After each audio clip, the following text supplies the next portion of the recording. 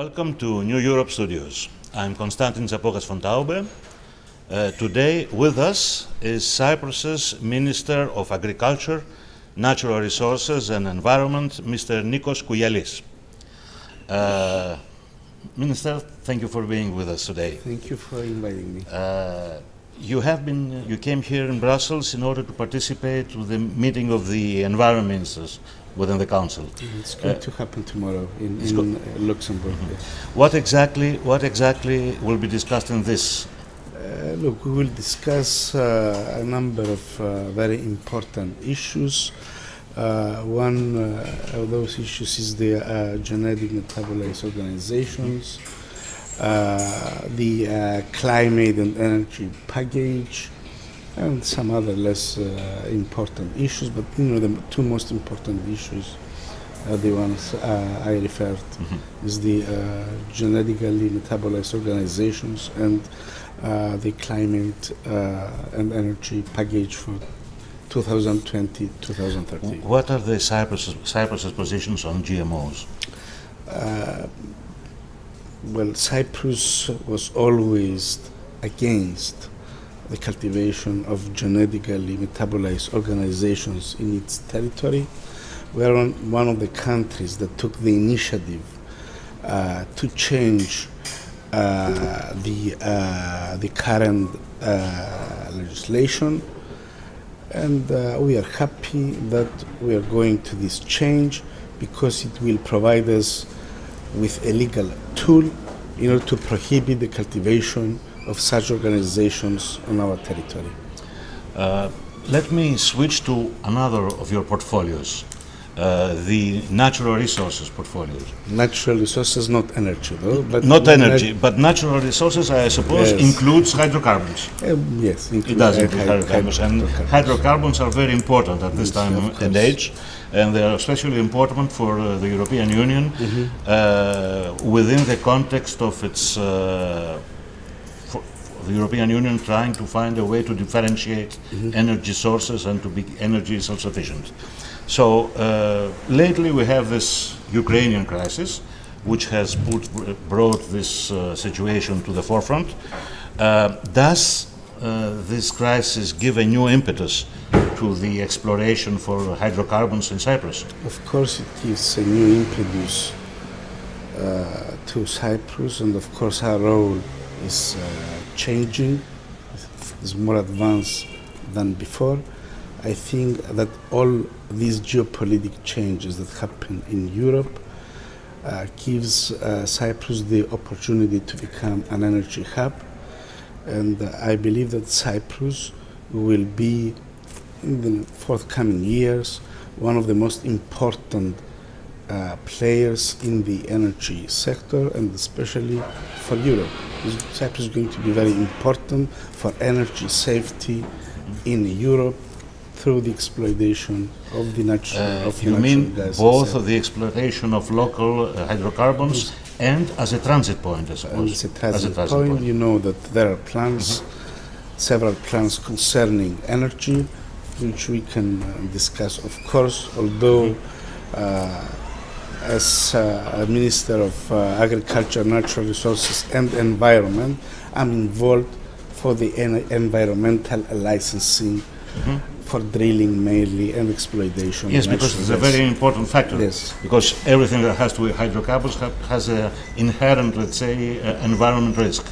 So, do you believe that there does need to be new regulation on this subject, both local in Cyprus and from the European Union? Look, of course, we all follow the Barcelona Convention and the law of the sea. As a state, we are trying to sign several agreements with other neighboring countries that are in the same situation as Cyprus. Pretty soon we will sign a trilateral agreement between Cyprus, Israel and Greece concerning the protection of the Mediterranean Sea from the activities in the Mediterranean Sea for exploitation hydrocarbons. We are into negotiations with Egypt to sign a similar agreement, again for the protection of the Mediterranean Sea. You know that the economy of our country, not only Cyprus' economy, but the economy of Israel, Greece, and all the neighboring countries there, our economies depend on the sea, so we want to protect it, to make sure that we will not make any harm to our economies. I know that there is some plans, there have been some plans in Cyprus, in order to build a LNG, a liquefied natural gas plant in Cyprus. At Vasilikos, I think, is the name of the place. Or to have exports through an existing LNG plant, which is in Egypt, and at this moment it's not used. So what are the plans?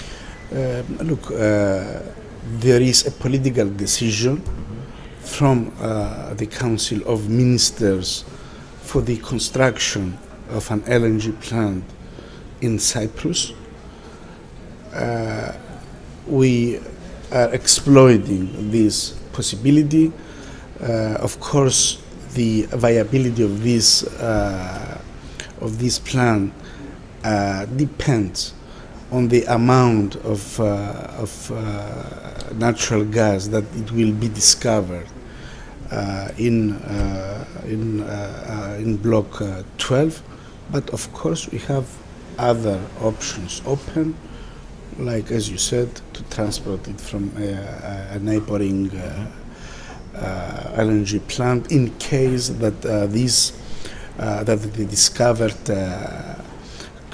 quantities are not sufficient enough for the viability of our LNG plant, and we can probably postpone this plan. This is not yet known. This is not yet fully known. It's not yet fully known.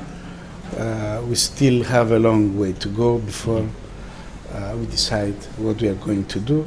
But in any way, we have all of our options open. Our energy minister is working very hard concerning this issue, and I'm sure that he will come up with the best solution for the benefit of the island. So we have now in the Mediterranean a situation where at least two European Union member countries, member states, Cyprus and Greece, Cyprus in a much more advanced point, are following the words of hydrocarbon exploration and exploitation. Do you, here in Brussels or in Strasbourg, do you feel that there is an increased interest on the part of the European Union in this part of the world due to the hydrocarbons? There is, I would say, verbal interest at the time being, but I'm sure that this interest will be developed and will grow pretty soon once we know the amount of hydrocarbons that will be discovered in our economic zone. I think Europe will show a greater interest than what it shows today, and I think it's time to form a common energy policy for the whole Europe, and I'm sure that Cyprus will have a special place in this specific policy.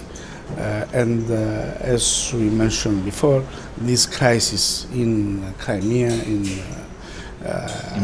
Ukraine, with Russia, I think it should say something to us. It will say wake-up call. Wake-up call, I would say. It's time to form this common European policy and, of course, exploit the European natural resources. And the natural gas that has been discovered in Cyprus is a natural resource of the European Union. And a very important one. Yes. I think that in Cyprus there is now a new authority which is in charge of auctioning new offshore blocks. Bruno, does it have anything to do with your ministry? It's the Ministry of Energy. It's an energy, it's not your energy. It's a Ministry of so Energy. You wouldn't know where the next round of licensing. No, I couldn't say when the next round of licensing is, but what I would say is that ENI and Noble have shown great interest to continue their activities in our exclusive economic zone, and I'm sure that pretty soon, this coming autumn, they will start drilling. But of course, wherever we have hydrocarbons, we have also political tensions. Cyprus, of course, is not a stranger to political tensions, and not only political tensions. We don't forget that half of the island is under foreign occupation. Does this hydrocarbon find and exploitation play into the political situation, in the international political situation in Cyprus? Of course, as I said before, the geopolitical role of Cyprus is changing. These discoveries have upgraded our position and place Cyprus on the energy map, and I hope that these discoveries will help us in the future to solve several political problems that we are facing. And of course, we expect that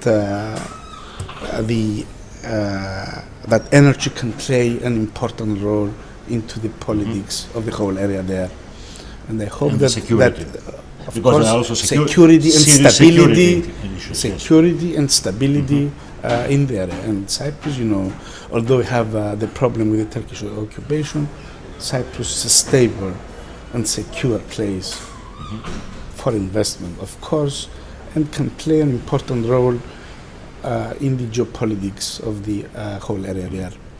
Even if there are very serious problems between Cyprus and Turkey, some voices have been heard speaking about the possibility of pipeline through Turkey for exporting energy. Is this viable? Look, for the time being, as it has been said before by members of our government, at this point, this solution is not in our plans. Now, a possible solution of the Cyprus problem might raise this issue again.